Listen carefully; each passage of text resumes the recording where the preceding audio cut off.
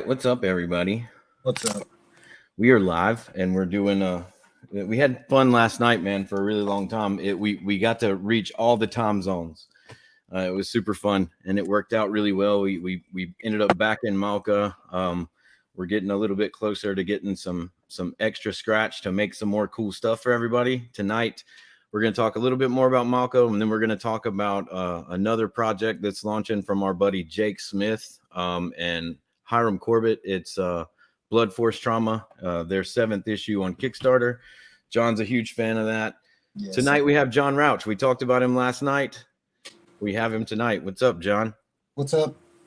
How you guys doing? We are good. Marco, I know you're busy. How's everything going with you, man? Oh, man. Just working. Obviously, this is my break. I've taken a break, because I finished Path to Pale Rider. So right now I'm on my break between stories. So my mind is just working these small projects. So it's been relaxing, but Mauka's funded, so I gotta get back into it.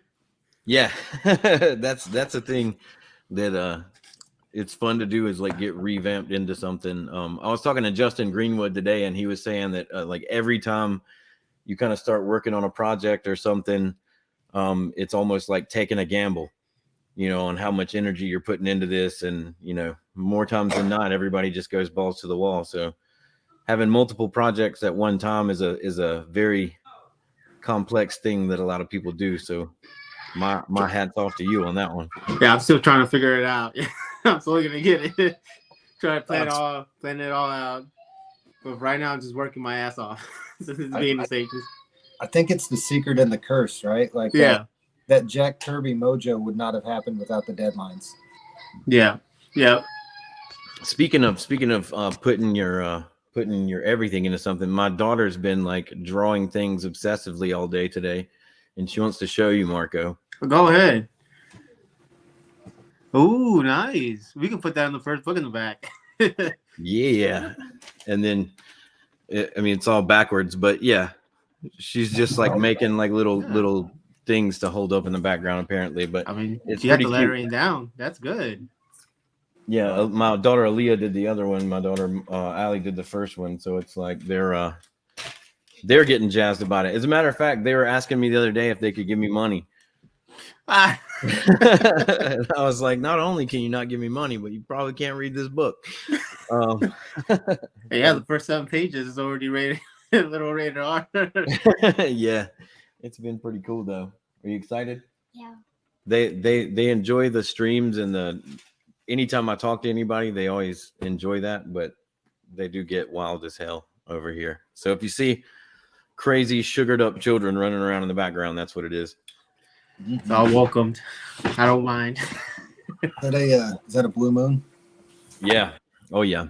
Mm-hmm. Last night I tapped the Rockies, and I had about 6 or 7 Coors while we were doing the thing. And then I saw the did you see the Super Bowl commercial where it was this is a Coors Light commercial, a Miller Lite commercial? Oh my God, that was hilarious. And at the end it was it's actually Blue Moon. I took a couple years off the Super Bowl, and somebody asked me yesterday morning, this dude in my apartment complex parking lot asked me, came up to me while I'm throwing out the trash, oh, you watching the Super Bowl, this whole thing? And I'm like, oh shit, that's today. I found out you can't, it's not free access anymore. You got to seek it out and purchase it if you want to watch it. Yeah, and since TV isn't really a thing that anybody does anymore, we had to do the YouTube TV. Oh yeah, that's wild. That's wild. I did not expect that. YouTube is taking over everything. YouTube and Prime. Yeah, YouTube and Prime, and Prime obviously because of their choice to do Invincible, the way they're doing it, made Prime animated series and Prime exclusive series Prime actually does not get quite enough attention for their cartoons. They're doing pretty well over there with indie. Oh yeah, no, I enjoyed the Invincible. I didn't know it was gonna come out in Prime, so when I saw it, I was like, oh, that's cool. Yeah, that Vox Machina is pretty good too. If you haven't seen that. Oh, I haven't seen that. I have a needed list to watch things. Yeah, that's the hard part, right? Figuring out what to watch, and then all these different services have all these different things, right? And that's kind of when I look at all that and I kind of try to figure out where I'm going to put my money that month, it all depends on which shows are releasing when. And then I was thinking about that today, and it's kind of like the same thing with Zoop and Kickstarter and Indiegogo and like Crowdfunder and all these things. Like, I kind of just go in a swing, and I'll back like 3 projects on. I haven't backed anything on Kickstarter in a while since Jake's last book, but like ever since we started this, just in all the indie comics groups, I went on a little spree when yours came out and backed a couple more. It's like somebody will I know will put one up, and I'll go check theirs out, and then I just can't help but go down the rabbit hole. There's a lot of weird, and I don't know. It's a realm of like fun, inventive ideas. Yeah, I love it. Yeah, the other cool thing too is like backing projects that might not necessarily be the most highly anticipated produced. That's like what feels good about it, is like you get to push it over the edge. You get to be the one that makes it happen. Yeah, and I mean, it like one person makes a difference. I mean, every time I keep telling everybody, like every dollar counts and everything matters. Yeah. And when you get to back something, I hate it because like it feels like sitting at a blackjack table, right? Like I know I have X amount of money and I know I want to accomplish a thing, but then something will make me want to give more. But that's the draw, right? Like finding those pieces that make you want to give more. It's like, take note, because this is something you can do for your own project. I try to only go when I have a little bit of like little bag of cash that I want to spend, because I know something's going to get my attention. I'm not just going to want to back their project. I'm going to want whatever cool reward comes with it. The Blood Force Trauma joystick. Oh, that's cool. Yeah. Maybe on that, that's cool. He comes up with the most expensive rewards. That's cool. Yeah, and like the N64 games are cool.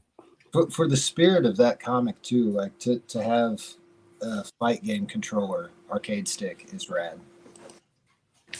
Yeah, like, and the way that they did that kind of thing, like it's the whole motif, right? Yeah. And I was telling Marco last night, like the video game aspect of it is, it's not like it's slightly there in the comic. It's that comic is a video game if the characters kept going when you turned it off. Yeah. It's really great. Yeah, I love it. We got the arcade stick. I've got the stickers on my we have a basketball hoop that we play Nerf basketball a couple nights a week. Oh, really? Yeah, like this has decorated our living room a little bit. Well, Blood Force Trauma. There you go. Back then. There's my sincere official plug for Blood Force Trauma.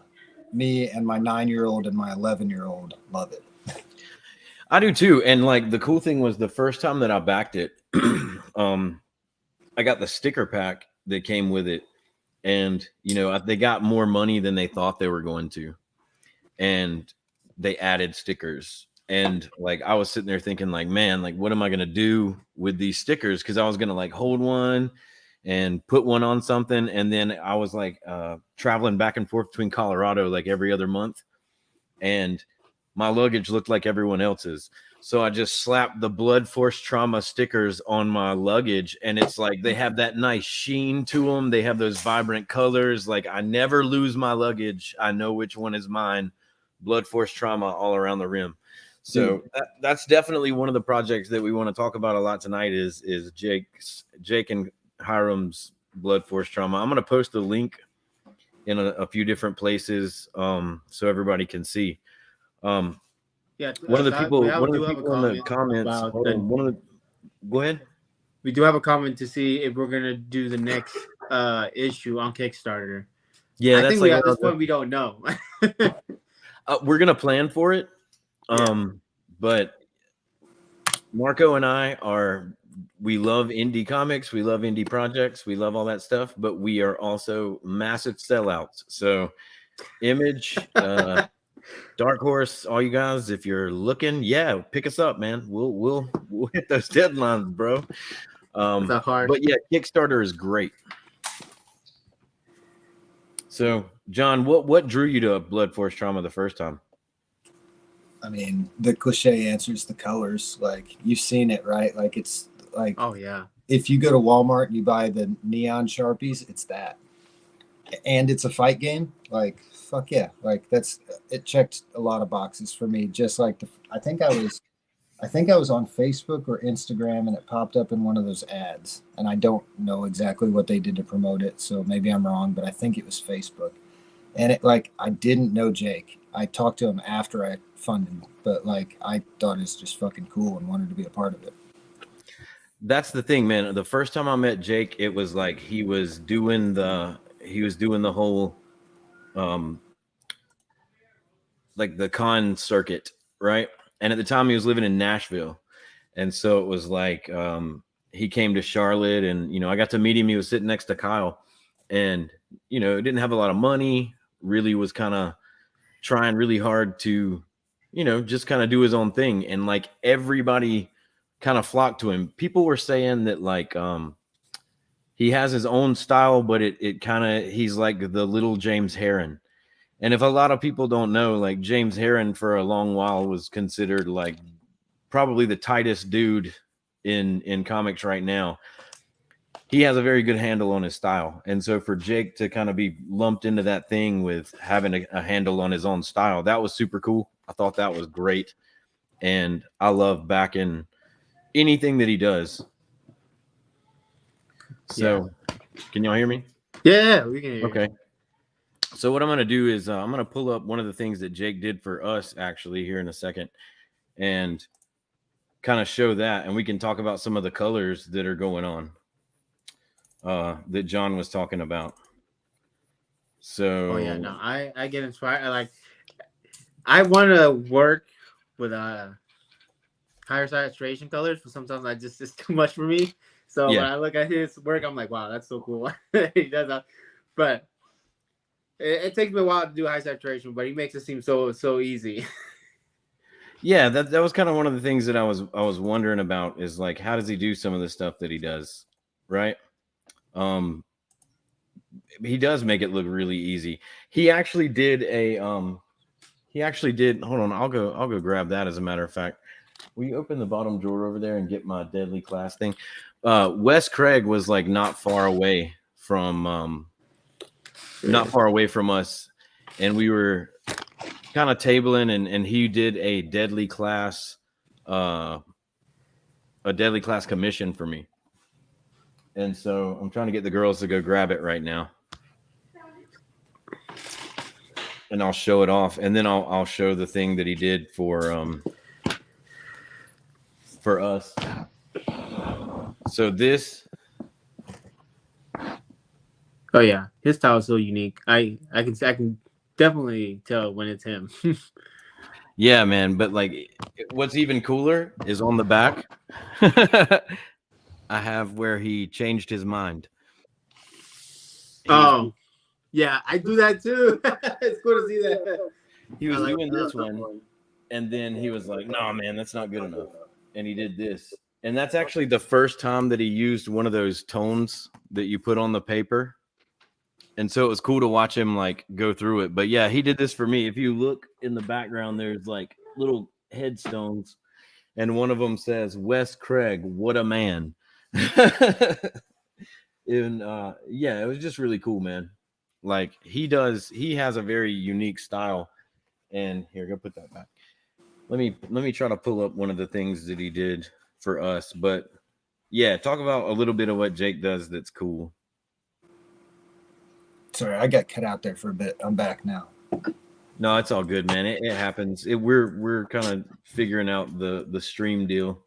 Yeah, I can answer that though. On Jake, like this is a super fanboy thing to say, but I remember Scotty Young said something one time. Somebody asked him a question about like his process or something, and he said something to the fact of, or to the idea of like all the ideas about how people told him he had to draw his whole life, he kind of threw away, and he just decided to start having fun. And like that's the first thing I think when I see Jake's art in BFT. Like it just looks like just pure cartooning. Like I don't care. Like that other stuff's there. It's not that it's fundamentally unsound, but it's fun. I think that's the main point, right? Like making things fun. I was telling him last night about Yeah, we were one of the talking about things- breaking rules. Yeah, last night. Yeah, breaking rules and making rules. And the other thing that I was telling him about was when you said, like, don't worry about if it's this or if it's that, just make something that's cool. Can you guys see that? Yeah. Okay, so that's Jake's pinup that we're gonna give out as a print. Since we're backed, I've decided I'm gonna go ahead and make the print for everybody. Just a super cool take. And I knew that Jake was gonna do something similar to this, but I can't say that I knew exactly what he was going to do. But everything down to the rips in the shirt, the super cool design on the shirt, the way that he plays with those colors, man, it's super tight. Yeah, I love it. Did anybody read Into Radness? No, I haven't seen that. It was him and Kyle Strom. They did Into Radness, and it was like your standard Jake style of character design and color work and stuff like that. But when you mix him and Kyle together, you get something that's like off the wall and at the same time very structured. It was really cool, man. I think if you back his 7th book here, BFT 7, you can get Into Radness and Blood Force Trauma. You'll get the Into Radness trade and the Blood Force Trauma number 7. So that's cool. Yeah, I love the way you did the weapon. I always like how people do the character. I designed the initial character, but I like how people take their own vision of it, and especially the weapon itself. It's so cool to see different versions because I at one point can only see it one way, and then someone else takes it another way. And it's always so cool to see the different. And I love the way he did the weapon, the Carlos. I just love his style, honestly. I do too. Let me see. Like, I'm gonna post the link for everybody, and I'm gonna share the screen so we can keep talking about it. But I'm gonna pull up the thing and kind of see what this looks like. I might actually show their video real quick if that's cool with everybody. Because everybody knows that on the way up you got to take others with you, man. And Jake definitely helped us out and helped me out, and he's always been. We actually did a story together that hasn't been made yet called Catch the Boy Ninja, and it's just like one of those things where it's Jake's style, but it's a little less like normal, right? Like the character designs, they're more stumpy of people, and it's just zany and out there, and it's pretty cool to see some of the stuff he comes up with. But I'm gonna pull this up and share it really quick, and we'll do the video so everybody can kind of see what's going on. All right, here we go. All right, y'all see it? Okay. Oh, it's already there. Hey everybody, I'm Jake Smith. I'm Hiram Corbett. And we're super excited to bring you the next issue of Blood Force Trauma, issue 7. The saga continues. Now, in the last issue, Zap was training with Yusha Umahara and learning a little bit more about Yusha's backstory. This whole issue is one big fight between Zap and Eradicate. Who will win? Let's hope all the training that Zap has done will pay off. Meanwhile, Lightning Legs Jones is uncovering Darian Dex's heinous schemes. We get to finally have the reveal of Darian Dex's son, Slicer Dex. We've got a bunch of cool rewards, as always. We've got t-shirts, we've got stickers, we've got buttons, we've got beanies, we've got all sorts of things. Go down there, check them all out, peruse. It's going to be intense. Jake and I are also really thankful that you guys stuck with us for this long, and we have a whole bunch of new prizes, including keychains, sticker sheets, and a whole bunch of more surprises coming at you guys. We're really excited for you guys to see all this new content. You can get an original page from the book drawn by me, so 11 by 17 Bristol board, hand drawn, ink and pencil from the book. That's on a first come first serve basis, so the early backers get to see the pages and pick the page they want first. So hop on that quick. We're reprinting issue 1 with a sketch cover, so you can get that blank, so you can give it to other artists and get commissions on the front, or you can get it with a drawing by me on it, and I'll draw any of the Blood Force characters doing a really cool thing on that cover. So hop on that. There's only a few available. But yeah, we just want to tell you that we're really thankful Dark Horse has picked up the first 4 issues to come out in August. So pre-order that. the pre-orders for that and how successful this Kickstarter is are what's going to determine if they pick up issues 5 through 8. So if we do good on this Kickstarter and issue 8, they'll pick up volume 2, and hopefully they'll see at that point that this book sells, and they'll just pick up more volumes in the future. Me and Hiram love this book. We love it so much. It's everything we want in a comic book, and we hope that you guys find that in it too. There's love in it. There's our sense of humor. It's, if you read this book, you know how me and Hiram talk to each other. We just make each other laugh. We love writing this book, and we've got so many stories planned out, and we're so excited. So thank you guys for helping us out. We love you so much. We love making this book for you. So thank you. And get new people on board that haven't backed before. You know, share with your friends, and let's just have fun. If you guys have any suggestions for rewards you want to see, let me know. Thank you so much. We'll see you at the end of it. Thank you guys so much for supporting us. We really appreciate you, and you guys have a good one. I love Hiram. I like that guy, man. Man, the project's already 87%. The 26 days out. That's impressive. Look, man, here's what's crazy. They launched it, and I would say within the first 24 hours, they had about $2,500, $2,600. And I think we know how hard that was to get in the first 2 weeks. Well, It's not an easy thing to do, and it's not cool. It's not cool for people to think it's like everyone who ordered your last one will back this one. That's not how it goes, but they have a pretty high conversion rate on returns. So, But yeah, it's a testament to both the product being good and them learning from the process as they participate in it. I think that's the thing too, and it was one of the things that we talked about when we did the podcast with Lori from Path of the Pale Rider. It was, she's pretty much got it down to a science. Like every time she completes a project, then it's already sign up your email and be on the email list. And then if you have, 100 people doing that, then Kickstarter's like, yeah, like she's got it all figured out. We're learning from that. What I gotta say about Lori, I give it to her. She took up all the media. She took care of all the media, like talking to people, getting people to back it up. She went on podcast after podcast after podcast to get the first one kind of fully funded, and that's how we succeeded in the first one. But it was because she put that groundwork, to be honest with you. And I think that's what we didn't do as much. Like we went live stream and we talked for like 3 hours, and that got us to fully funded. But we didn't do that much of the project. I mean, your first time out, you're guessing. Like it's just yeah. guessing. Well, and also too, like I was saying, it was one of those things where it was hard for me to like think that anybody gave a flying crap what I was saying, like that it would matter or make a difference. But Marco nailed it last night. It's like the story's the story. It's always going to be the story. But sometimes people want to know my story. What's the deal with us? Why are we making this? Who are we? Are we cool? Do we seem like people that they, would be a fan of? And when you connect on that level and people can kind of see how much you care about it, it makes a big difference.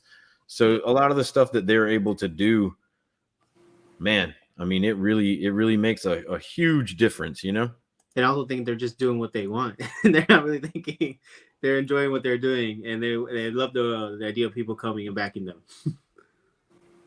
Yeah, I like the names, man. I'm not gonna lie. Like, I think one of the biggest draws to this entire book are the names.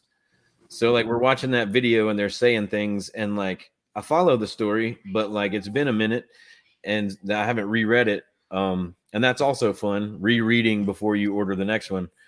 But like, hearing all the names and all the cool stuff, it's like every ounce of what they're doing is clearly some type of inside joke or track that they have, and the success is in the fun.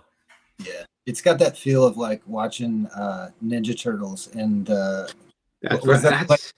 90s. When was the first one?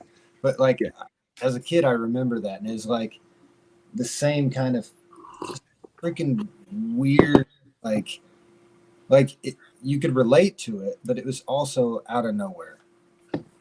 Yeah, it has the same energy. I agree. It has that kind of ninjas in a turtle shell. You know, you never think about it, but it works. It's like the weird. You have ninjas. Yeah, It's Right. like Like, I don't know why this works, but it's so right.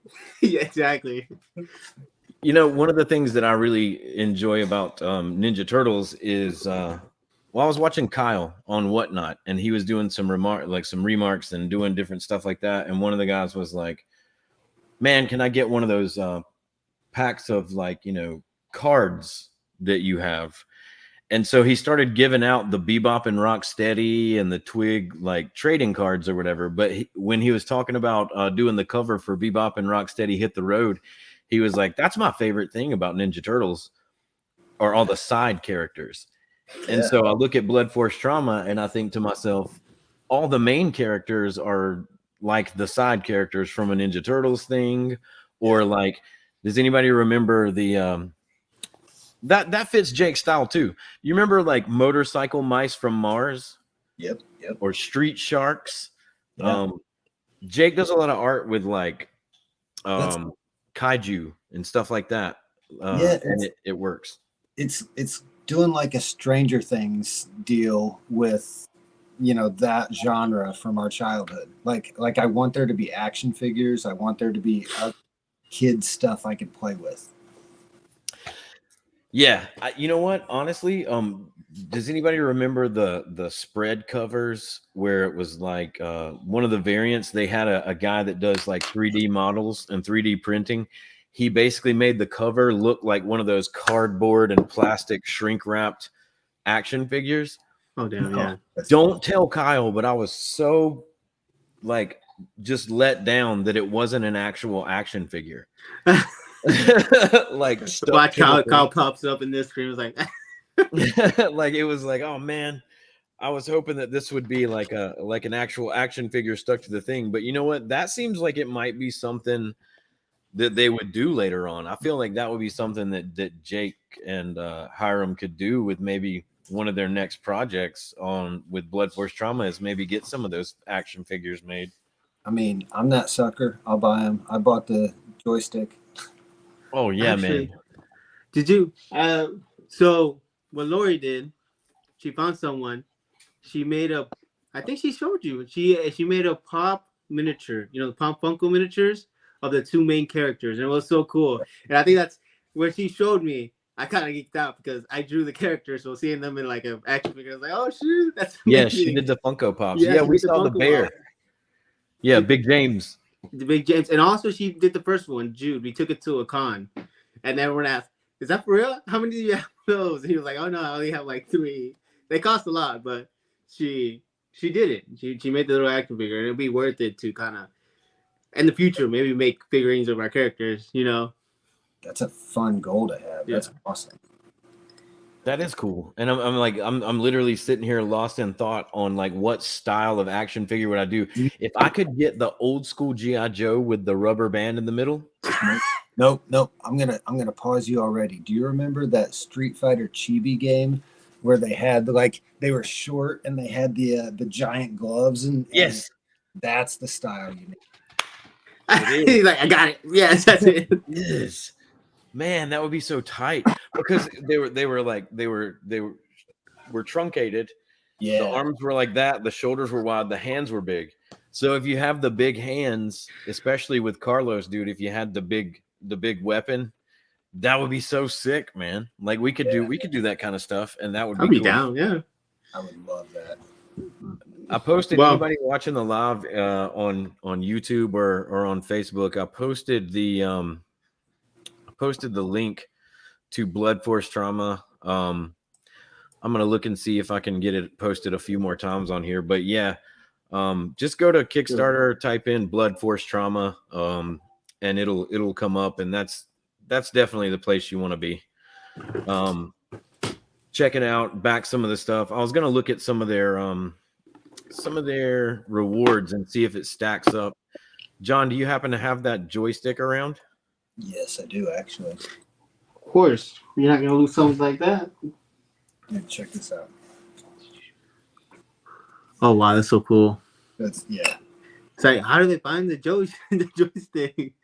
So I'm sure there's like it's on There's a manufacturer that makes these, and they're good quality, but I don't like know that industry or anything. But they just put all their stuff on it. Yeah. So cool. Yeah, it definitely works. And not only that, like anybody that plays video games, like when I was working on World Breaker with Nelson Blake, when that Street Fighter game came out and then they released the fight stick right afterwards, it was like that dude was playing Street Fighter for like hours and hours a day, and his ass whipping ratio went through the roof when he got the stick and buttons, man. I only get to play my kids, and I've always smashed them, but I got this I got this joystick and I continue to smash them. So everything is as it should be. It works. Until they beat you, then you're like, what's wrong with the world? Well, we're not there yet. So All right, so I'm posting a link for everybody to go to and check out Blood Force Trauma again. I don't know, man.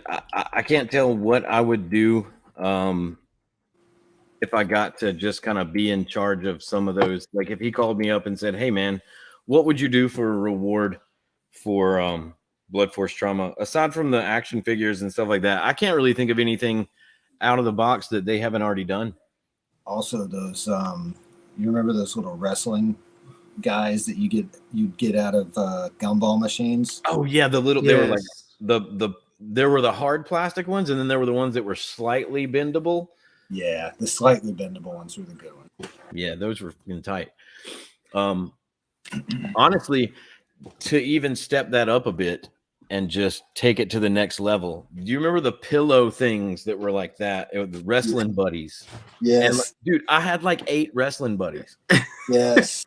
Yes. And they had the vibrant colors. I mean, I have the Ultimate Warrior is like still in my mom's attic, and it hasn't faded. Didn't TMNT do a version of that too? Didn't they also have one? There's a whole. I don't know. I was too busy with the hardware for the TMNT stuff. Like I had the little airplane that had like a trigger, and you pulled the trigger and like a bubble blew, and it would drop the bubble with smoke in it. That was cool. I had the turtle van. I had the ooze, all that kind of stuff. I was trying to tell my daughter, Allie, she makes a lot of slime. And so like everybody makes slime, it's slime this, slime that, but they like to sell stuff. So I told her, don't call her slime, call it ooze. Because any parent who's like, why are you wasting money on this crap, is going to look at the container and it's going to say like ooze, and they're going to be like, oh man, it's like Ninja Turtles or like Power Rangers, Nickelodeon's going to come after you. It's like ooze. Like, that's our thing. Man, okay, so now that we've kind of covered a little bit of what they do, like if anybody is watching this and does Kickstarters or indie comics, hold on, I'm gonna throw a sucker at my kids, so they'll be quiet. I can't hear them. They're fine. No, when I say be quiet, it's like I hear the like it's starting to become pointed. Yeah. Whenever I'm not looking, they're going to do exactly what I did when I was their age, which is cause a ruckus with one another. I don't think that they'll burn the house down. I don't think they'll do anything crazy, but I think that they'll make each other's life a living hell. You know how that goes, man. I mean, oh yeah, I have a younger brother, 2 stepbrothers, and an older sister. Me and my brothers did some stupid shit. Yeah. I grew up in one of those tiny ass small town churches, and my mom would take me back before my dad went to church, and long ass story.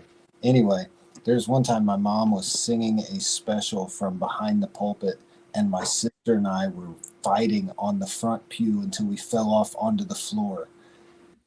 Oh man. Oh my, the wrath after that. I was gonna say the wrath. The fact that I'm talking to you right now makes me believe that she had some mercy. Yeah, I barely survived.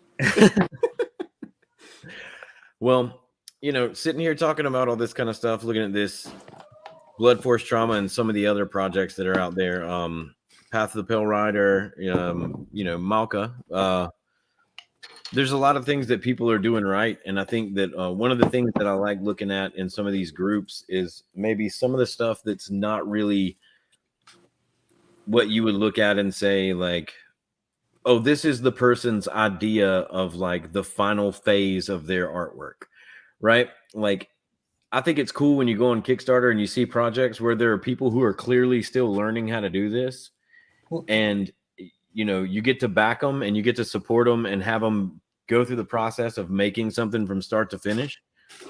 I love those things, man. There's like 10-year-old kids that have like, you know, Calvin and Hobbes-esque books that they're doing. That's super cool, man. Yeah, and it's not always what you want out of it. You know, like a lot of what we get nostalgic about is not the comic book that got 3 months of production time from the best artists in the world who've already done their craft for 30 years. You know, like it's the guys that just made it work because they had a story they had to tell. Those were the fun ones. Yeah. Well, and two, like making a comic, I feel like if you tell yourself, oh, I'm gonna wait until I've perfected the craft, you're never gonna make the fucking book. You won't get enough reps. You got to start. You guys convinced me. I'm gonna do my story. I don't know how many times we've told you last night, man. You got to do it, man. If you already don't like your writing, then you're a writer. I don't like my art sometimes. I don't know. This is my mental thing. Yeah, I mean that's part of it. There's some things too that, like, honestly, I got a call today from Louis Smolka, the guy that's he's gonna do the drink and draw with us. He actually backed the book. He wants the gloves. He wants the drink and draw. He wants everything. He also wants somehow for us to figure out how to get Stan Sakai to jump in on it, because that was what inspired him. Reading Usagi Yojimbo was something that inspired him to become a UFC fighter. He just remembers it from being a little kid. And so he called today and we started talking about, now that it's backed, he's like, oh, now that it's backed, man, and you know you're going to be able to get it out there, you should have this on a thing and you should have that somewhere and this should be there, and it just all these little hidden, you know, gems and all this kind of stuff. And it immediately occurred to me, every time he asks me, like, man, I don't know how you do this, that's how I do it. You get excited about the little things. You do the things that are fun. You know what I mean? Man, how is Stan Sakai? I worked on a tribute thing to him like a decade ago, and I colored a piece that I think Tim Seeley drew. I thought he was ill then. Is he? How is he? Is he well? Is he on the internet? I mean, like, let me look it up. anything that I've seen has been, you know, he's just keeps on trucking. So I always say that no news is good news, right? Is it? I got sorry, my connection kicked me out for a second. It's all good. Let's see. That would be cool to be able to get Stan Sakai. That would be awesome. Well, considering that it's kind of something that plays to his audience, and also, dude, if we were able to pull that off, and Lewis was able to be a part of it, that would just never-endingly make me the greatest friend of all time. But King, that means that you guys start working. I know you can do it. You have a way of convincing people. You can do it. You remember? You have a way of convincing people to do things. Well, it's not that I have a way. Tim Seeley is the guy you should talk to. You know, I definitely had a period of my life where Seeley was highly productive in a lot of different things. And that was actually one of the ones, like back in the day, where it was like, I wanted to reach out to Seeley. He's a fun dude. He makes fun shit. Like, I saw him on Kickstarter last week. I think the next issue of Hack Slash. Hack Slash. Yeah. Like, and I love Hack Slash when I was a kid too. It's fun. You should reach out to him. I bet he has contact info for Stan Sakai. I bet he himself would be like just a rolled into a ball of awesomeness to do, because like you said, he does fun things. And do you remember the issue of Hack Slash where Robert Kirkman got killed? No, that's awesome. So they're all at a convention, and like Robert Kirkman gets killed by some slasher, and Cassie, Hack, and Vlad have to track him down, but they don't kill him. They don't kill the slasher before he like disembowels Robert Kirkman. Seeley just does fun stuff, man. Like that's a fun thing to do and talk about, because even I don't think people realize that like there's a lot of guidelines and there's a lot of notes when it comes to like highly produced comics, and there's a different level of fun. When Kickstarter became a thing and comics started relaunching on Kickstarter and Hack Slash came back out, I was like, oh yes, this is gonna be fun. This is gonna be really fun. It's limitless, man. When you get people who know what they're doing, they have it down to a process, and now they're at the point where they're like, I'm just gonna do whatever the fuck I want to do. Yeah, that's where it gets fun. That's where it gets fun. That's the Jake level. Yeah, that's the level Jake is at right now. He's like, I'm doing whatever I want. I'm gonna make it. That's true, man. Dude, I think that's the secret, that you don't have to actually earn it. You can start there. Like that's just what people want. They want you to have fun. That's true. I guess with me, it just comes to the point where it's like sometimes, like I've talked about with Marco and myself, like one of the first things that we ever had to complete really was something that had standards that are just industry wide that maybe we wouldn't have known if we wouldn't have done it the way we did it. So you do have to learn some rules on how things go or how they're expected in order to just make the process of making the comic better. As far as the content itself, yeah, that's where the fun is. Sometimes people bleed them together. Yeah, like early on, I think I talked to Jake. Actually, it was Jake who told me this. And I kept that philosophy. I came up to him and I was talking about comics. I was showing him my comic book, and then I was showing. It was a page that I did for inspiration for one of my stories, and then I broke the rule. Someone told me that I couldn't do that in comics, because I was asking for critique. But when I showed Jake, it was like, bro, I love this, how you pop out the character out of the page. And I was like, oh yeah, someone told me I broke the rule. It was like, break all the rules that you all the rules. I break all the rules. It doesn't matter to me. I'm just having fun. It's like, from that point on, now every time I draw something, I have, there is a level where I can do something, I can do something, but other than that, I'm like, I'm gonna push it as far as I can. Oh yeah, man. That reminds me too, while we're talking about it, there was another Kickstarter. There was somebody that like backed our book last night, and almost immediately people say like, hey, I backed your book. And I don't hate that at all. I think that's genius. Like, it's just letting people know that there's backers that are actively happening. That like makes me breathe a sigh of relief. And then immediately after, it's like, hey, I also have one on there. These are some of the things that we do. And I was looking at theirs, and it's actually pretty interesting, because it followed along the lines of the some of the story that you were talking about, like creating worlds and epics, right? Yeah. This thing is called Dreamlands Lives and Epics Issue 2, Giants, Dwarves, and Dragons. I looked at it and I just thought some of the character designs were really cool and unique. Are you gonna pull it up? Yeah, I'm posting the link for people to see in the comments. But yeah, let me share the screen and pull that up real quick. I love fantasy. I love this is probably gonna get me. All right, so Ooh, I like it was really cool. Let me see. Oh, wow, they got it. Yeah, man, like they got it. They're working on stretch goals at the moment. But look at some of these characters, man. That's nice. Wow. And there's some really cool. I like to look at some of the penciled aspects of it. When you talk about world building, literally, here's a map. Yeah, I've done a couple of maps, so that's a lot of like detail.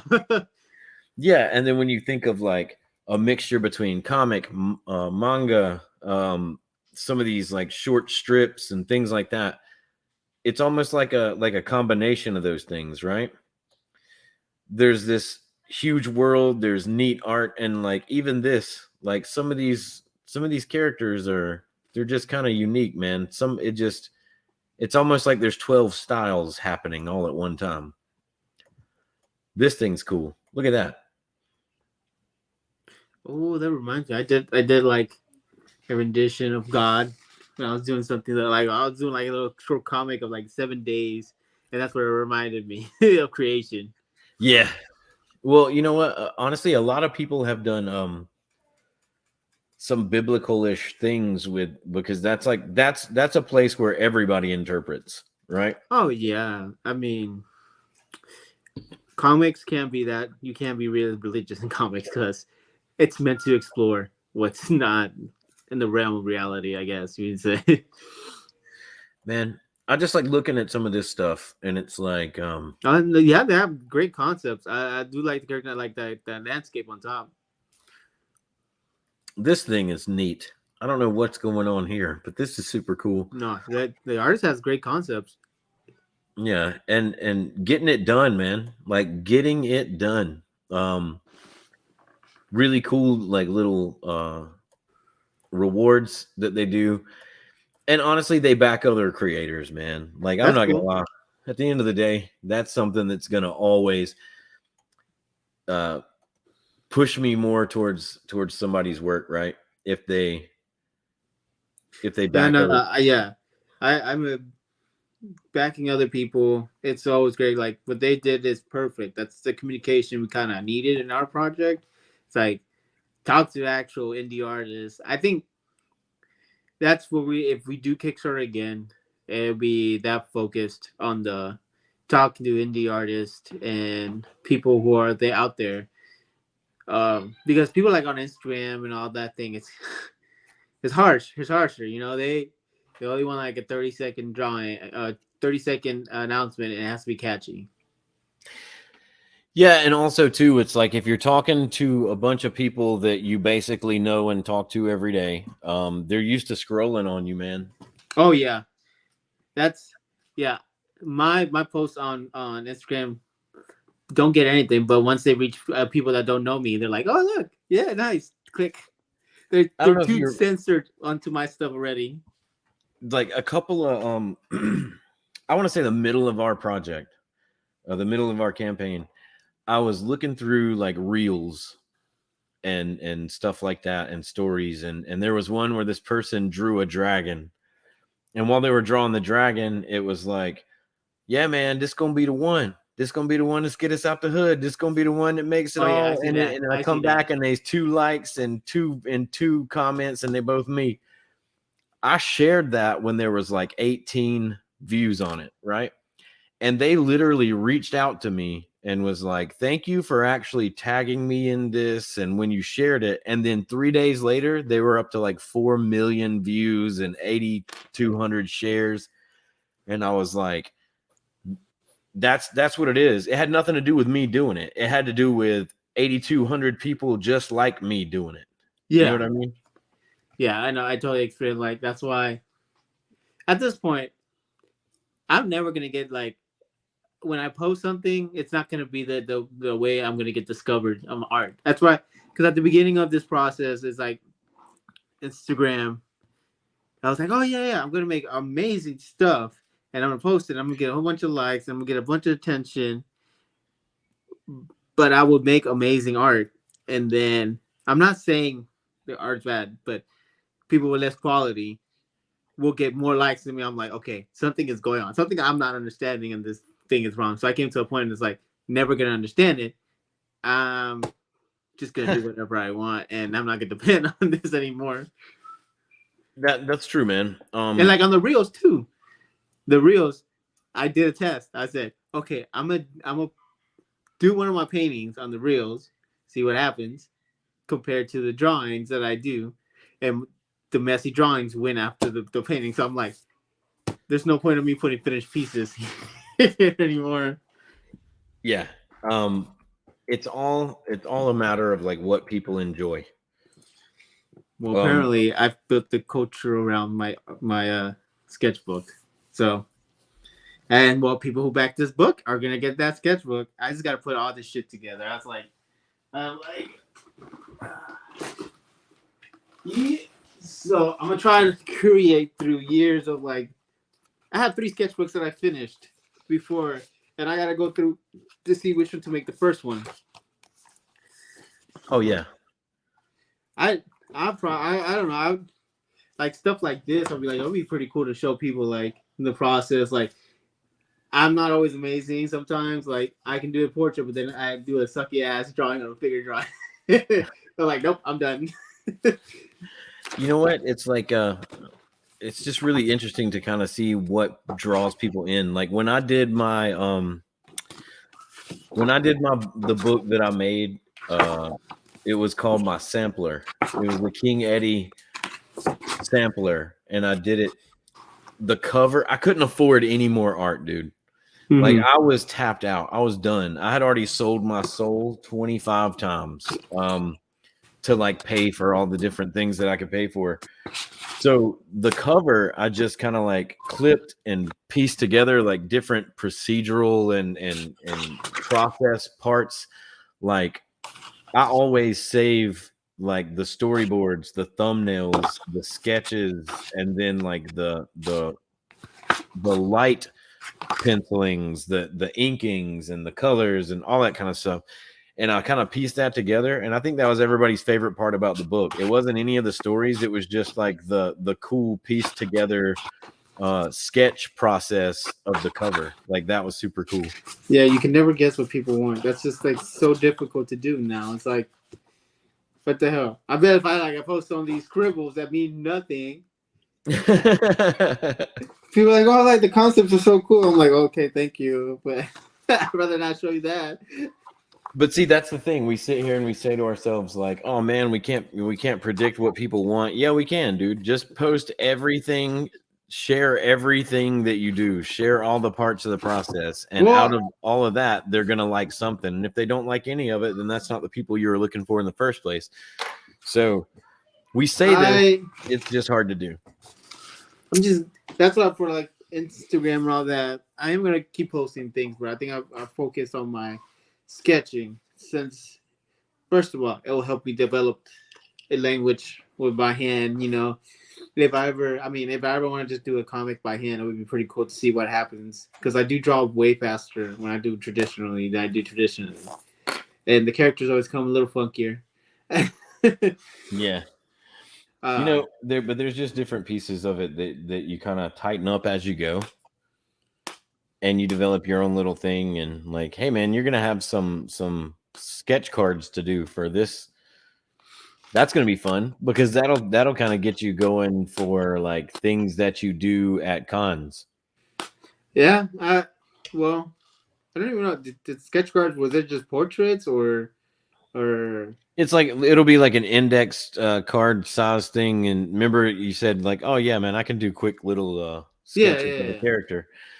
So, you know, doing a sketch card of a character, when you repetitively do that character on a sketch card, you just get really good. That's what I've just been doing right now. I've just been like sketching some things. Oh, that's tight, man. Well, I'm trying to also warm up, because the same time we were doing this Kickstarter, someone who dropped out on me came back. They're like, oh, remember the Alice in Wonderland thing? So I did the characters. I was like, why not? Yeah, man. Well, that's kind of part of it. John, we were talking about the different things, you know, like the things that make things go on like Instagram, or what people like.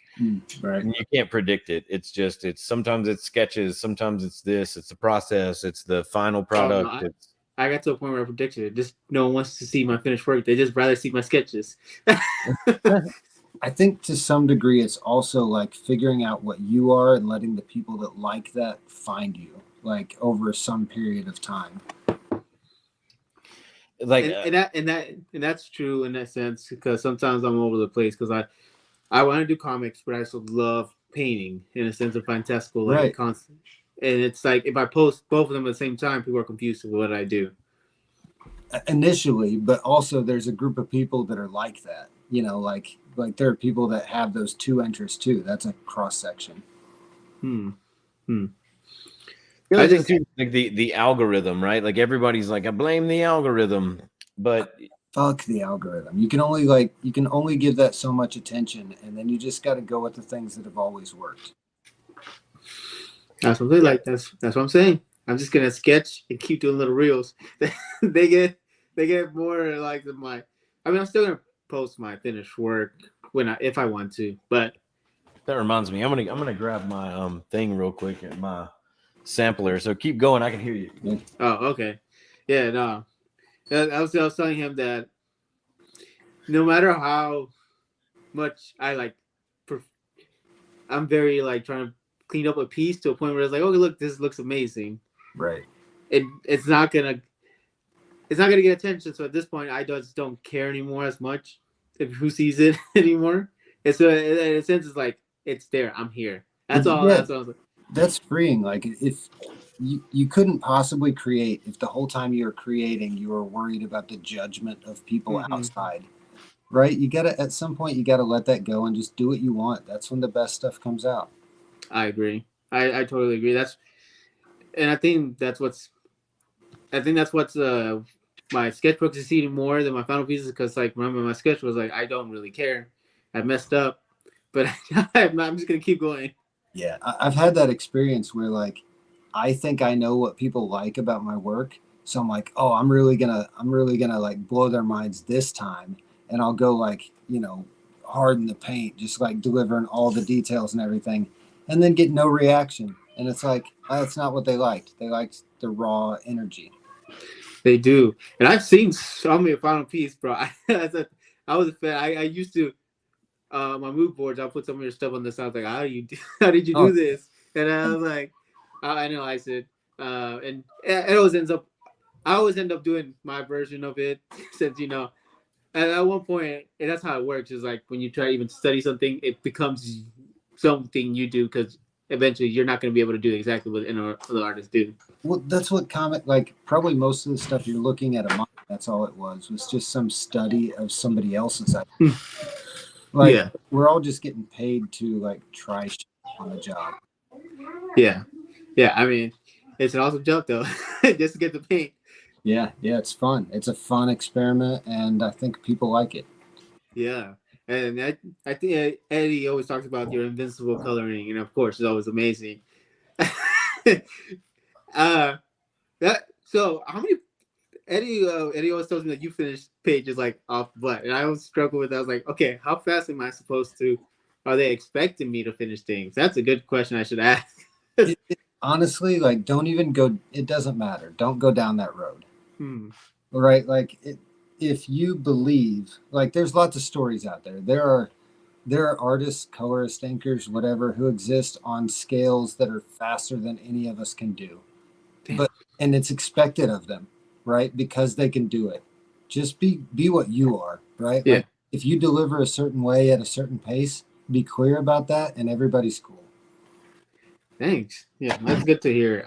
Because sometimes I'm pretty sure you do it too. It's like you're sitting alone doing an art piece. I'm like, shit, it's taking too long.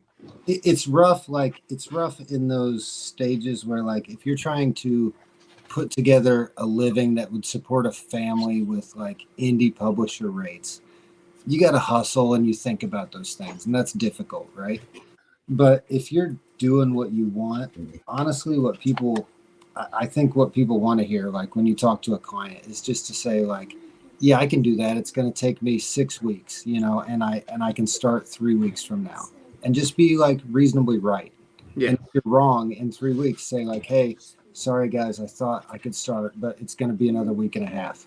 That's really the ideal scenario in comics, because we're all real people like putting together, a chessboard full of nonsense. The other thing too is like, Kyle told me a while back, and like it just kind of echoes through it all. People in comics have other jobs for the most part. Mm-hmm. And also you're not going to catch your big break. You can make your big break. Yeah. But that's entirely dependent upon you.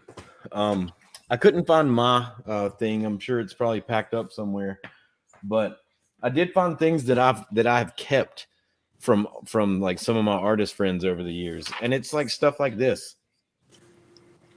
Like I've kept these things Oh, that's cool.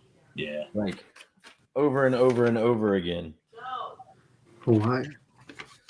Some of this stuff, like just some of the detail in the little things here. What's on the top? Is that a pirate ship? I can't. It is. Okay. For some reason, I saw like a robot with a little small face. I was like, that's pretty cool. It's a pirate ship, and then this whatever that thing is called. This guy that used to be like we grew up together. We were like super best friends. He's the guy that got me into comics, man. Like I read comics when I was a kid, but they never mattered. And then he introduced me to stories that had, you know, backbone. I have probably a box full of his work from different things.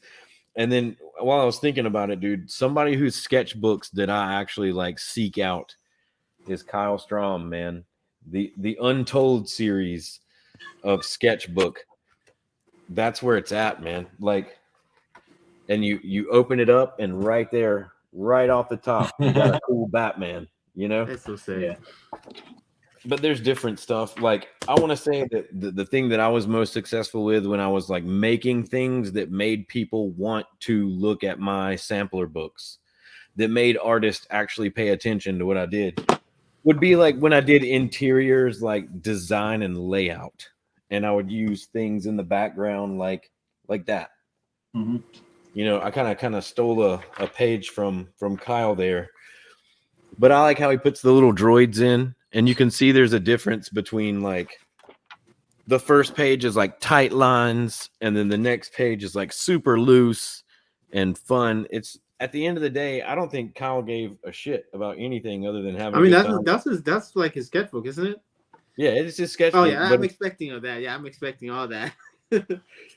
But that's kind of like that's the prototype, man. That's when you look at people who have fun at doing what the fuck they do.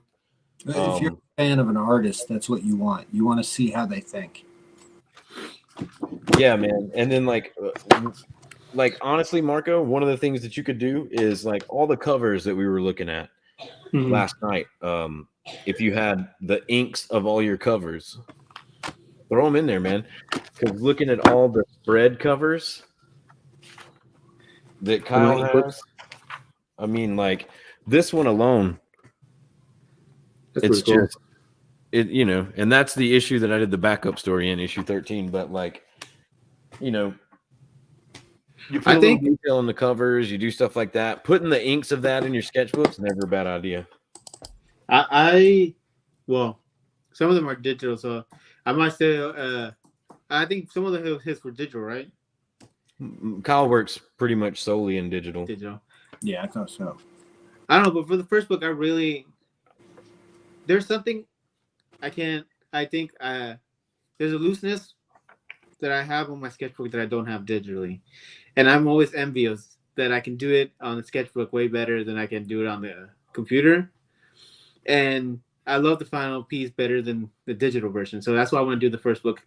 I just want to show that side of me, since everything's very digital with me so far. Yeah, that's true. But like at a certain point, like they're both two sides of the same thing. Like yeah, they are. You have your sketchety thing, and then you have your inked digital process of this. And you know, sometimes putting those things together is cool. Another thing is like playing with colors. I'm all about the pink, man. Like it stands out. It's a thing. It matches everything. And I was looking for my book earlier, and I found this. John, you remember this? What? No, never seen it. Never seen it. Yeah. Runaways. Hanford Green. That was 2010, 9. Well, yeah, I think so, man. The cool thing about it though is like, yeah, that was one of the areas where I was like, man, this pink really stands out with stuff. If I look through my comics, like in boxes and things that I read, they're just kind of everywhere. But if I look in my drawer of things that I keep, every time I see it, I remember why I kept it. I'm like, oh yeah, man, this really stood out to me in this thing, or this is really a thing over here. I just want to make shit that somebody like throws in their I remember that shit drawer, you know, like at some point. And honestly, if I make it and I keep it in my I remember this shit drawer, that's great, dude. Yeah. Yeah. And like going back to the thing about the process and all that, like if I buy the comic, like I really do I think I might want the more finished version of it. If I get the sketchbook, I think I want to know how you got there. Like I do want the roughs. I want the ugly stuff because that's why I bought it. Yeah.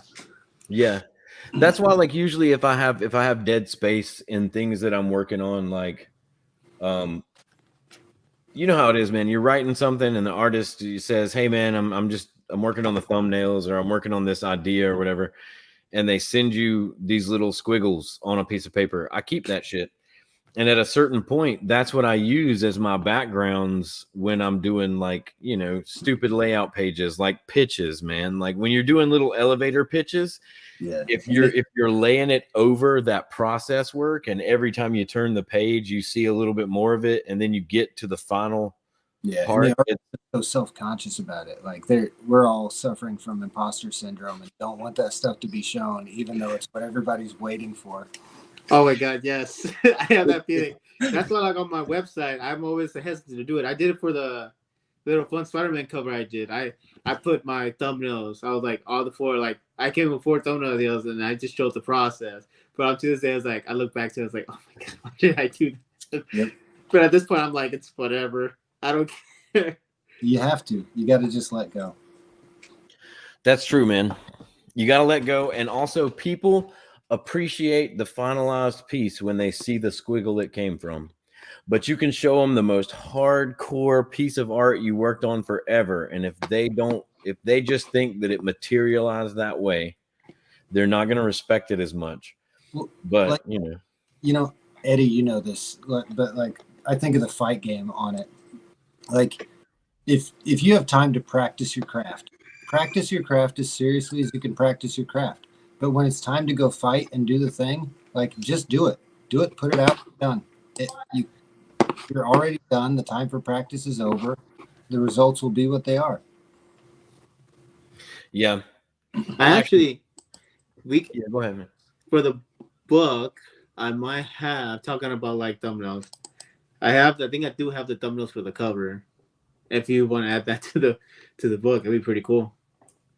Yes. Just gotta find it. I know I have it here. That is a thing, man. Like that is 100% a thing. What's cool is I have a file of everything Marco's ever sent me. Oh, then you do have it. You already have it. It's on Drive. We want all the ugly babies that were thrown off the cliff at the beginning of 300. All of them. You know what, man? That's kind of part of it, right? Yep. And one of the other things too is like like you were talking about the fight game, right? Like you practice your craft as hard as you can when you can or whatever, but like I really enjoy looking back and seeing somebody who wasn't just stellar in every single professional fight they ever had. I like watching somebody get blasted in the face and having to like swim out of that deep water in order to secure a fucking win. And it's like, oh, they're human, like I feel like it's the same way with art and with comics and everything. Like, but it's kind of sad because as we're going with Kickstarter, I remember thinking and saying to people, like, if we were just fucking closer to the goal, then more people would back it. And that just doesn't make sense, but it's true. It doesn't make sense, but it's true. It makes sense. It makes sense in a way. People don't want to back things that they don't think it's gonna make it. That's Also, you just acknowledge where you are. Like it's your first Kickstarter. You're learning the ropes. People don't know of you yet, but once they do, like probably issue 2, once you've proven yourselves, like they're going to be into it that much more. Speaking of that, we're going to shamelessly self-promote. And now that we're doing so, like I just want to hit a few stretch goals. I'm not gonna lie, I would like to now that we've made our goal and we're funded, it would be cool if I could just be like, I'm happy, we can quit. Let's get some more in there so that way the fee that Kickstarter takes we'll eat less into some of the stuff that we're going to be able to give away. Because honestly, if we hit a certain amount, I'm thinking based on the amount of backers that we have and the amount that we need, and if we get even a few hundred extra bucks, I could probably do some interesting, cool, special extras and just ship them out to people. Maybe trading cards, maybe an enamel pin, maybe a patch. You know, like who knows, man, what we could come up with. But while we're there, I'm gonna post our link, or you can go to Kickstarter and just search Mauka, Mauka, man. It's probably the only thing you're gonna see that says Mauka. I think there's two other projects. There was a short film, and there was a photography book. But go check that out. And while we're doing that and kind of promoting ourselves here, what do you think about Mauka, John? I was going to ask before, like, obviously I like it. I'm involved. I'm helping. But I was going to ask, what were the numbers that, like, I didn't click right before we started here. What are you at right now? And what are your what's the next stretch goal? Okay, so right now we're at like 47. Nice. The goal was 44. We're at 4707.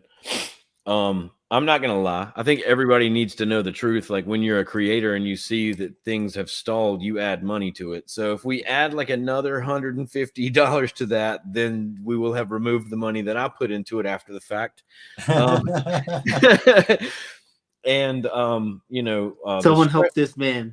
The stretch goals that I just thought of were, I saw one that Jake did on a Blood Force Trauma, and it was like, you know, their goal was like 3,500, and his stretch goal was, if we get 8,000, we're doing the next issue. Yeah, right. That's yeah. If we get like I think the biggest stretch goal that I'm not sure that we can hit in the next 40 hours, but 6,500, and everybody gets all 3 variant covers. Next person who funds it, if anyone funds it right now, I guess I'll show my thumbnails for the cover, the original ones, not the one that I finalized, the other ideas that I had. Eddie, you said like $150 would like get you back out of the hole, right? Like that would probably also cover like a print. Like it's not that. How many people are in so far? Total backers. Okay, so right now, as far as total backers, we 54, have, I think. Yeah, 54 backers. And then also I have I always include everybody on the creative team, right? So whatever the coolest premium thing is that isn't like the big jump. We get money. But I think it would be cool to get like I would like to be able to give out some more. Like last night I made up my mind, like we're gonna give the sketchbook to everybody. Right. I would like to, if we could get another $500, I'll give we're already doing a print. We're doing Jake's print for everybody. If we can get another $500, I feel like we could put like 1 or 2 more prints in there of just some different stuff. You know what I mean? Like, honestly, I have a book. I have a notebook, like, what do you call them? The little black and white composition books with some of my original script from like 13 years ago. Like if we can get like $800 more, I'll give somebody the dude. You know what I would love to do? I was already gonna say I would be happy to remark a few covers for you if you wanted, but if anybody would like a pair of gloves remarked, please give me the opportunity to do that. I would love to paint on some gloves. That sounds fun. That's also cool too, because like I was talking to Lewis about that today. This is a guy who's like had so many pairs of boxing gloves, and he was telling me like, I hope people aren't trying to wear these things, because he's like, if you box and you fight, like you go through a pair every camp. Yeah. So you're looking at like every month and a half, 3 months, like you need a new pair of gloves. So he was like, I want a pair to like put on the wall, but I want a pair to like walk around LA Fitness. Like hey, We talked about this a couple months ago. That was like I was throwing out things like, please convince me to buy some boxing gloves that I can hang on my wall. That's what I really want, is boxing gloves hanging from my wall. And the other cool thing about it too is just the ability to completely customize every one of them, right? So we're gonna do a couple of designs, and people can choose their design, but we can put their name on them. What they really want is me to draw palm trees on their boxing gloves with the Mauka logo. That's what they want. There you go. Give some money, I'll do it. Or solid gold pineapples with yes. Either of those, great options. Let's do it. But yeah, remarks. That's another thing too, man. Like, I wish that this were more like a Whatnot situation. Like, I feel like Kickstarter could do a thing where they could kind of like encompass that part that Whatnot has, where it's like do an upsell. Like you backed this, and now that it's gone through, you realize I'm gonna get this. I would like it remarked, and add $15 to your order. And what's cool about that is like, from the creator side, you feel like you get this feeling like you're trying to take people's money or whatever it is. But honestly, like from the other side of it, when I find a project I like, I want to buy their coolest shit.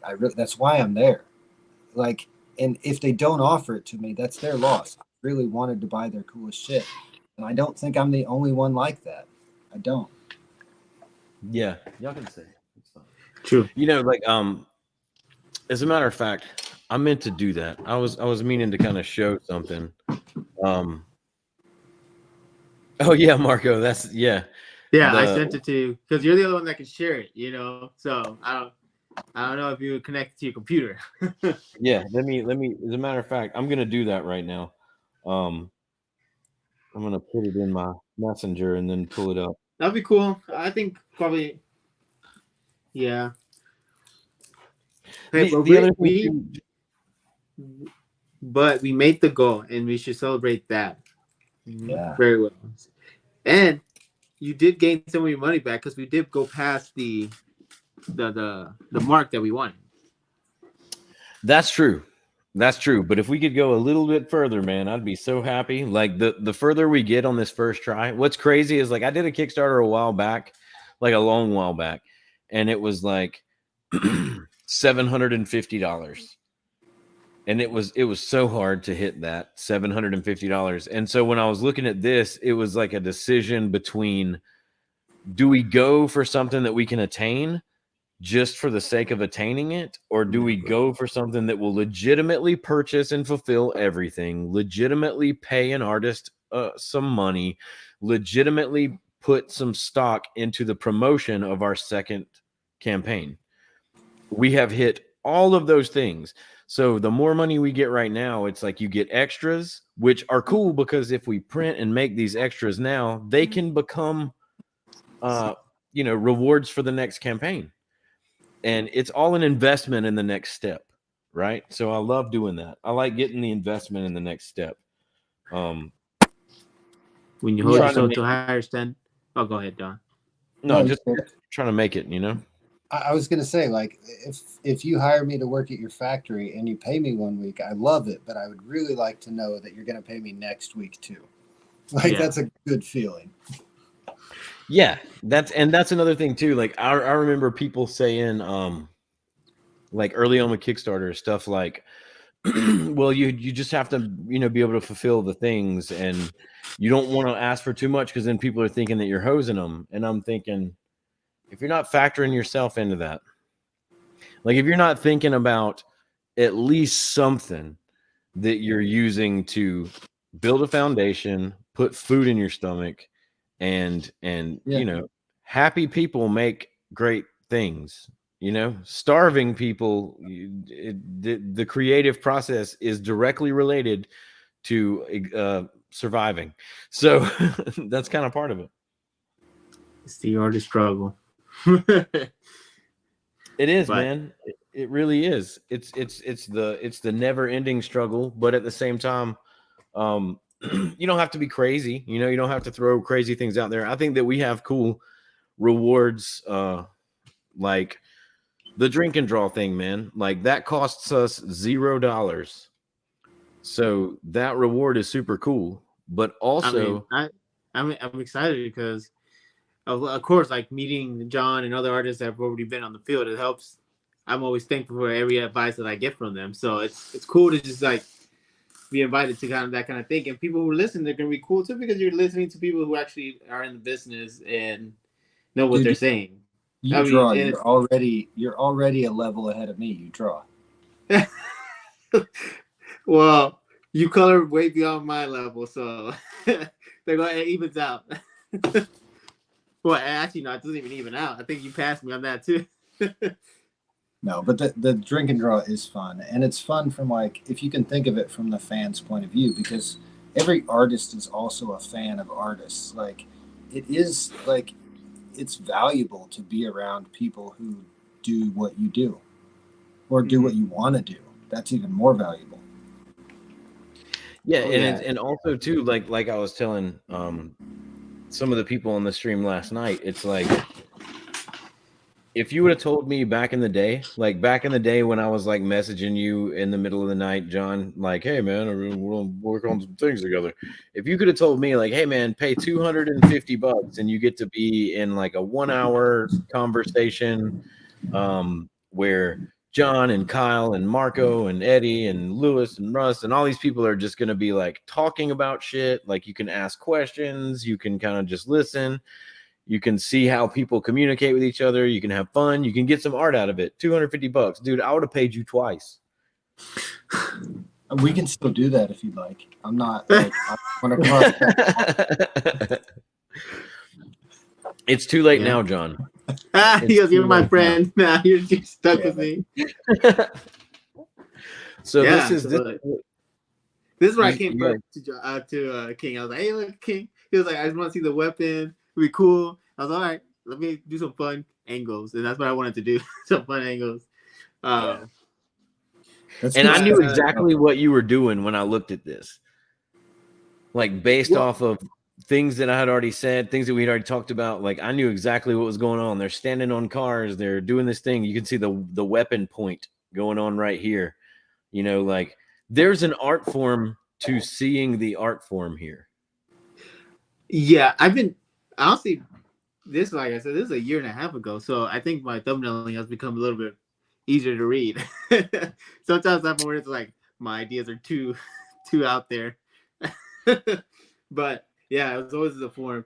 But after those thumbnails, and he was like, he was like, oh yeah, no, these are cool, but I envisioned something. I was like, okay. So kind of combined our ideas. I was like, let's see what we can do. He really wanted the weapon designs. Yeah, Carlos really wanted that back of Carlos.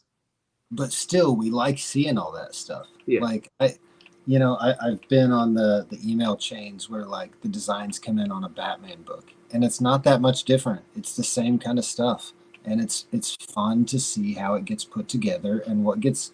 If there are 4 options, the 3 that don't get picked, I kind of want to know what they are. I kind of want to know how it could have been. Yeah. Yeah, I've been recently keeping my other options because it was like, okay, if they ever come back to me, hey, you got another idea for the cover? I'm like, well, I have these other 3 options.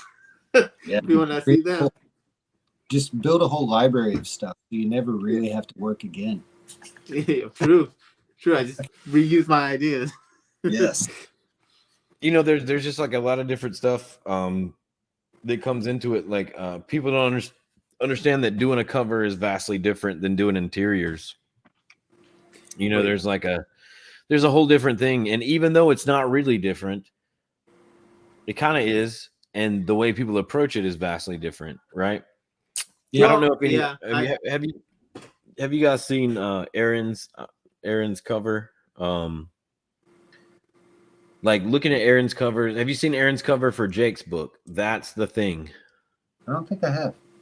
Yeah, I'm gonna pull that up really quick. I'm gonna show everybody the Blood Force Trauma Aaron Conley variant. Since it's funny, I was telling Marco and everybody last night, like the first group of artists that I got to like hang out with at a con where we had legitimate conversations about how to make comics. Those are the exact people who are helping with my project, Jake's project, other people. It's like if you help people and people help you, it continues. But that's another thing too, where it's like we all kind of have similar taste, right? So when I think of like Aaron Conley's Rocket Raccoon covers, or the Bully Wars book he did with Scotty, or even if anybody likes Sabretooth Swordsman, I can remember a time when Aaron sent me a copy of the second volume of Sabretooth Swordsman, just the inks before there was even like any of the process done with it. And it's like you immediately identify with that. You immediately see things that you love. And like anytime I look at an Aaron Conley cover, I see things, man. I see a lot of cool things. Oh, the details. It's his style, man. It's his style. It's the way he does, some of the things he does. Like when you and I were talking about the Mauka cover that we were talking about, like forever and a day in my head, I can't think of anybody who nailed the thing right out of the gate. But you nailed it, man. Like right out of the gate, it was like bam, just donezo. Like you hit everything I was talking about. That's kind of one of the deals. When Jake sees these things and obviously called and was like, "Hey, man, like, can you want to do this cover?" I know what that feeling is like when he looked at it, right? Like he looked at that cover and was like, "Oh fuck yeah, man, that's the one." I can't find it on the Kickstarter, so maybe I'll look on Jake's socials or something. But that's kind of part of the fun, right? Yeah, definitely. Having the different things that people's take on your stuff. Also, the deal with doing the original pages, selling the original pages on the Kickstarter, that was fucking genius. Like that's some dedication, man. I mean, we could make a reward where, I mean, I could print out one of these ink ones and I could just do it by hand. We could sell that as copy of an original, but it's done by hand.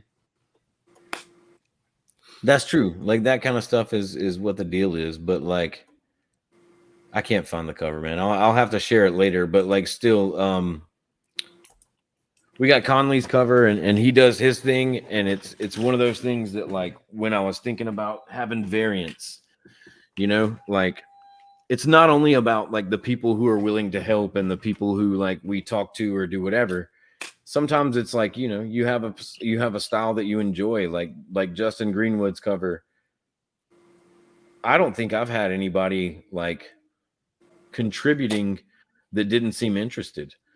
Like Justin was interested, man. Like we were talking about the thing and he's like, yeah, I'm going to do this, I'm going to do this grit, I'm going to do this thing. And even John was like, cool, that made it easier. like that's cool. Yeah, dude, as a colorist, best case scenario is like the artist already had some genius thought and all I have to do is carry it across the finish line. That's sign me up every time. Like I'll just be the guy who carried the genius thought. I want to see your cover. King has been saying that your cover's coming, and I've been waiting to see it. It's coming. It's coming. We had Kaeo on the stream last night. That's my homie from back home, and like, he was like, "Tell John that I specifically got his cover." Like I'm interested to see what that is, and knowing that I know things that other people don't know, I'm kind of like, you're gonna be happy. Oh man, don't be teasing us like that. I don't want to, like, I'm sure nobody cares as much as I care, so I don't want to hype it up too much. But like for me, my excitement of it is I'm trying new stuff that I don't get to do on a daily basis, and that's like, hopefully that's what other people like resonate with. Also, is that like this is all of us having fun, testing the limits. Yeah. And also like I was telling Marco before, like I tell a lot of people, it's like, oh yeah, I was talking to John and whatever. Oh, John the colorist? No, John Rauch, the artist. Like he does things. You know, The colorist is fine. They can call me whatever they want. but like to me though, you have to understand, like for me, I've seen a lot of stuff. You know what I mean? And there is a thing there. There is a thing there that I see. There is a style there. And it's so cool to me to be able to get that and be able to put it on the cover and give it out to people and have somebody who have seen your work for 15 years see something new from you. That's an exciting platform, right? Yeah. I enjoy that. On that, it is 9:01. I got to get 2 kids to bed for school tomorrow. So it's been great. I was up. Yeah. See you guys later. All right, thank we're right you on for all the the 90 advice. minutes. It was nice meeting you, man. Yeah. It's been a lot of fun. All right. Well, I appreciate everybody looking at the stream. Go to the Kickstarter, back Blood Force Trauma, back Dreamlands, back all the indie comics you can, and you know, give more stuff, and we'll give more stuff. Thanks, guys. I appreciate it. Bye. Shoots.